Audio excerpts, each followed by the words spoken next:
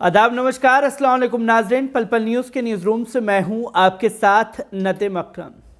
संयुक्त राष्ट्र संघ यानी कि यूएन में मोदी जी के खास मित्र बेंजामिन नेतन्याहू को यानी कि इजराइल को बड़ा झटका लगा है, जहां यूएन में इजराइल के खिलाफ प्रस्ताव पास हुआ है और इस प्रस्ताव में फिलिस्तीनियों के उनके अधिकारों का जो हनन हो रहा है उसको लेकर के चर्चा की गई है।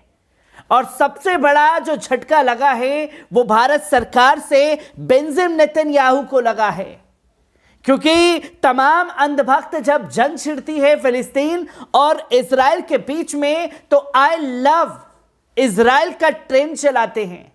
और आज यूएन में मोदी सरकार ने किस तरीके से समर्थन खुल करके फिलिस्तीनियों का किया है, इसकी तस्वीरों को लोगों के सामने रख दिया। क्योंकि अंधभक्तों के लिए यह रिपोर्ट है तो अंधभक्तों को आंखें खोलने की जरूरत है कि जो आपके अब्बा हैं वो भी यूएन में फिलिस्तीन का सपोर्ट करते हुए दिखाई दिए हैं। इस पर ज्यादा ना बात करते हुए एक बार इस पूरी रिपोर्ट पर नजर डालते हैं। संयुक्त राष्ट्र में इजराइल और फिलिस्तीन के बीच विवाद के मसले पर आज भारत ने अपना पक्ष रखा। भारत ने बताया कि आखिर दोनों राज्यों के बीच मसला कैसे सुलझाया जा सकता है। संयुक्त राष्ट्र में भारत की स्थायी प्रतिनिधि रुचिरा कंबोज ने सुरक्षा परिषद को संबोधित करते हुए कहा कि इजराइल और फिलिस्तीन के बीच स्थायी शांति की गारंटी के लिए कोई दूसरा विकल्प अब बचा नहीं है। इस विवाद के समाधान के लिए बातचीत ही एकमात्र रास्ता बचा हुआ है जो हमें वहां तक ले जा सकती है। आपको बता दें कि इजराइल और फिलिस्तीन दो ऐसे देश हैं जिनका विवाद काफी लंबे समय से चल रहा है। दोनों देशों के बीच शांति स्थापित करने और मतभेद को खत्म करने के लिए कई बार समझौते हुए, पर निष्कर्ष कुछ खास नहीं निकल पाया। आपको यह भी बता दें कि फिलिस्तीनियों के भविष्य निर्धारण के लिए अधिकार को लेकर संयुक्त राष्ट्र संघ में बहुमत से एक प्रस्ताव पारित किया गया। संयुक्त राष्ट्र संघ की सुरक्षा परिषद ने इस मुद्दे को लेकर एक प्रस्ताव पारित किया है कि फिलिस्तीनियों को अपने भविष्य के निर्धारण का पूरा अधिकार प्राप्त होगा, जिसमें सन 1948 से अब तक फिलिस्तीन ऐसी परिस्थितियों में जीवन गुजार रहे हैं कि उनकी भूमि का 85% भाग अवैध जायोनी शासन के अधिकार में जा चुका है, यानी कि अवैध कब्जा कर रखा है। इसका मुख्य कारण बड़ी शक्तियों के समर्थन में अवैध जायोनी शासन की विस्तारवादी नीतियां हैं। इसी के साथ फिलिस्तीनियों के बारे में संयुक्त राष्ट्र संघ जैसी अंतर्राष्ट्रीय संस्था की निष्क्रियता भी प्रभावी रही है। राष्ट्र संघ का यह प्रस्ताव फिलिस्तीनियों की भूमियों के अधिकार पर अपनी मोहर लगाता है। फिलिस्तीनियों के भविष्य निर्धारण को लेकर राष्ट्र संघ के इस प्रस्ताव के पक्ष में 168 मत डाले गए। इसके विरोध में 6 देशों ने मतदान किया, जबकि 8 देश तटस्थ रहे।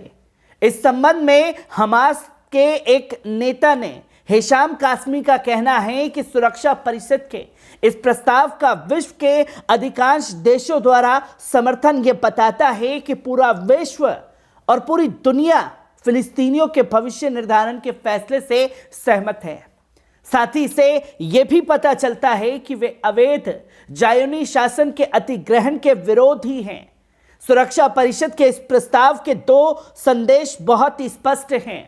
पहला संदेश यह है कि संयुक्त राष्ट्र संघ जैसी वैश्विक संस्था बड़ी शक्तियों के दबाव में अपने दायित्व के उचित निर्वाह में अक्षम है। विश्व के अधिकांश देश की फिलिस्तीनियों के भविष्य निर्धारण के अधिकार के पक्ष में हैं, लेकिन उसके बावजूद वे अपने अधिकार हासिल नहीं कर पा रहे हैं। ये वैचारिक परिषद 3 महाशक्तियों अर्थात अमेरिका, ब्रिटेन और फ्रांस जैसे सुरक्षा परिषदों के स्थायी सदस्यों की मनमानी के कारण अपनी ड्यूटी उचित ढंग से नहीं निभा पा रहे हैं। इसका दूसरा संदेश यह है कि फिलिस्तीनियों के भविष्य के निर्धारण के बारे में सुरक्षा परिषद का प्रस्ताव एक हिसाब से तो महत्वपूर्ण दिखाई दे रहा है, किंतु यह बाध्यकारी नहीं है। सुरक्षा परिषद ने इससे पहले भी फिलिस्तीनियों के समर्थन में कई प्रस्ताव पारित किए हैं, किंतु उनका कोई भी प्रस्ताव फिलिस्तीनियों पर नहीं पड़ा है। राष्ट्रसंघ केवल उसी समय अपनी रक्षात्मक हालात से बाहर आ सकता है जब वे पूरी सक्रियता के साथ अपने दायित्वों का निर्वाह करे। उसके महाशक्तियों और अवैध जायोनी शासन के समर्थन को अलग करके अपनी जिम्मेदारी को ईमानदारी से निभाना सीख जाए। इसी बीच फिलिस्तीनियों की स्वशासित सरकार के विदेश मंत्री रियाज अल-मलिक ने संयुक्त राष्ट्र संघ के सदस्य देशों से मांग की है कि वे फिलिस्तीनियों के अधिकारों का समर्थन करने के साथ ही उनको उनके अधिकार दिलाने में व्यवहारिक कार्रवाई अवश्य करें। आपको ये भी बता दें कि इस साल इजराइल के हमलों में मरने वाले फिलिस्तीनियों के लोगों की संख्या साल 2006 से भी ज्यादा हो गई है। अल जजीरा की रिपोर्ट के मुताबिक इस साल इजराइल के हमलों में वेस्ट बैंक के अभी तक कम से कम 200 लोग मारे जा चुके हैं। इनमें 47 मासूम बच्चे भी शामिल हैं। इसी दौरान केवल वेस्ट बैंक वाले इलाके में 8,900 लोग घायल भी हुए हैं। वहीं फिलिस्तीन के हमलों में इस साल अभी तक 25 लोगों की जान जा चुकी है। मध्य पूर्व क्षेत्र में स्थिति लगातार अशांत बनी हुई है। अब खबर है कि इजरायली सुरक्षा बलों के कब्जे वाले वेस्ट बैंक में आज तड़के छापेमारी के दौरान 3 फिलिस्तीनियों को मार गिराया।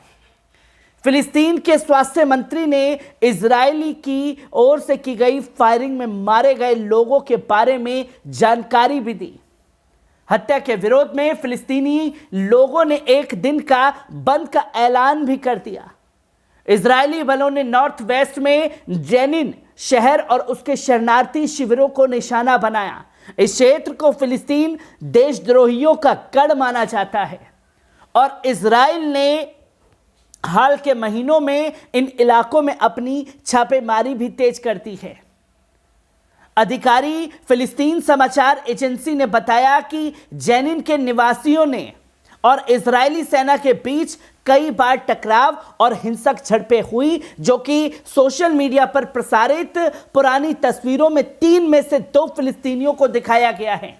ये जो फायरिंग में मारे गए थे, फिलिस्तीनी मीडिया ने जेनिन शहर में इजराइल की ओर से हुई फायरिंग में नुकसान हुए एम्बुलेंस की तस्वीरों को भी दुनिया के सामने रखा।